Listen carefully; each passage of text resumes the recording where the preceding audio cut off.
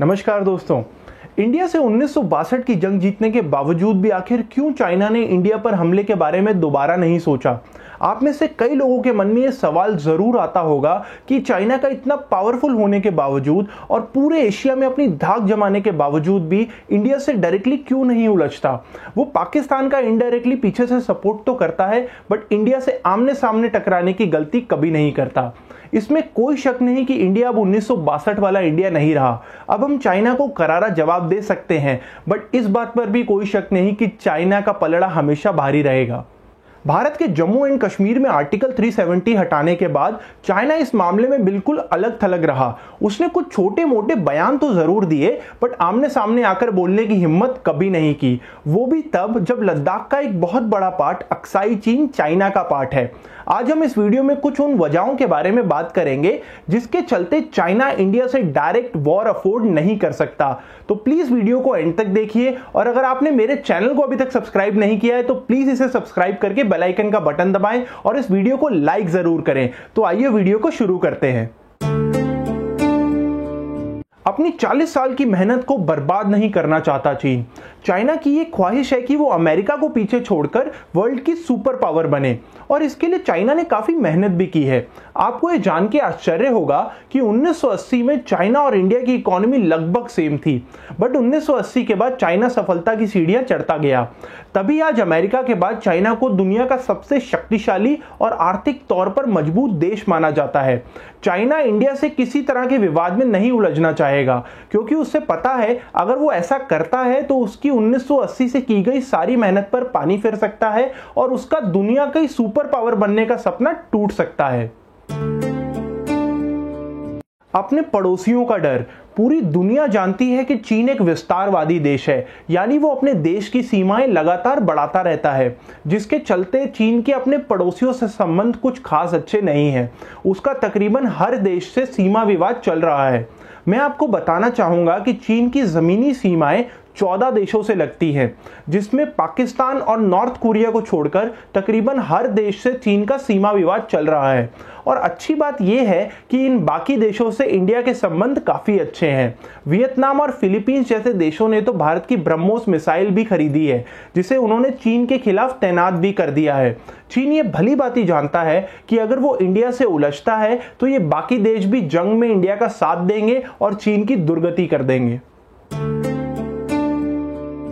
China एक बहुत बड़ा मैन्युफैक्चरिंग हब है। यहाँ दुनिया भर की फैक्ट्रीज हैं। पूरी दुनिया जानती है कि चाइना अपने देश में बना हुआ माल दुनिया भर में बेचता है, जिसके चलते उसे अपना माल खपाने के लिए नए नए बाजार चाहिए।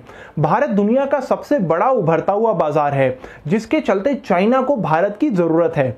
चाइना इंडिया का दूसरे नंबर का व्यापारिक भागीदार है, जिसके चलते वो इंडिया से लाखों करोड़ों युआन कमाता है। चाइना जानता है कि अगर वो भारत से किसी भी विवाद में उलझता है तो उसे लाखों करोड़ युआन की कमाई से हाथ धोना पड़ेगा। भारत एक लोकतांत्रिक देश है। अगर चाइना इंडिया पर हमला करता है तो ये एक लोकतांत्रिक देश पर एक तानाशाही मुल्क का हमला माना जाएगा, जिसके चलते दुनिया के और लोकतांत्रिक देश भी चाइना के खिलाफ खड़े हो सकते हैं। चाइना को हमेशा ये खतरा सताता है, क्योंकि वो एक लोकतांत्रिक नहीं, एक तानाशाही मुल्क है जहां पर सिर्फ एक ही पार्टी राज करती है। अगर चाइना इंडिया पर हमला करता भी है तो अमेरिका और यूरोप जैसे देश इंडिया का ही साथ देंगे, जिसके चलते चाइना को अपने साथ एक बड़े मुल्क की आवश्यकता पड़ सकती है, जो कि अभी दिखाई नहीं देता। चाइना के साथ सिर्फ पाकिस्तान खड़ा है, जिसे चाइना के लोग भी पसंद नहीं करते। इंडिया ज्योग्राफिकली और पॉपुलेशन वाइज काफी बड़ा देश है। इस पर पूरी तरह से कब्जा करना तकरीबन नामुमकिन है। इवन ब्रिटिशर्स भी अपने टाइम पर इस पर पूरी तरह से कब्जा नहीं कर पाए थे। उस समय भी देश का कोई ना कोई हिस्सा हमेशा स्वतंत्र रहा और देश की आजादी के लिए लड़ता रहा। चाइना इंडिया के इतिहास को जानता है, और वो ये भी जानता है कि इंडिया से व्यापारिक रिश्ते बनाए रखना उसके लिए ज्यादा फायदेमंद है, ना कि इंडिया से जंग करना। तो मुझे नहीं लगता कि चाइना कभी इंडिया से आमने सामने की लड़ाई करेगा। भारत के नॉर्थ में हिमालयाज और साउथ में तीनों तरफ समुद्र भारत को हिंद महासागर में नौसैनिक रूप से अजेय बनाता है, यानी यहां भारत को नहीं हराया जा सकता।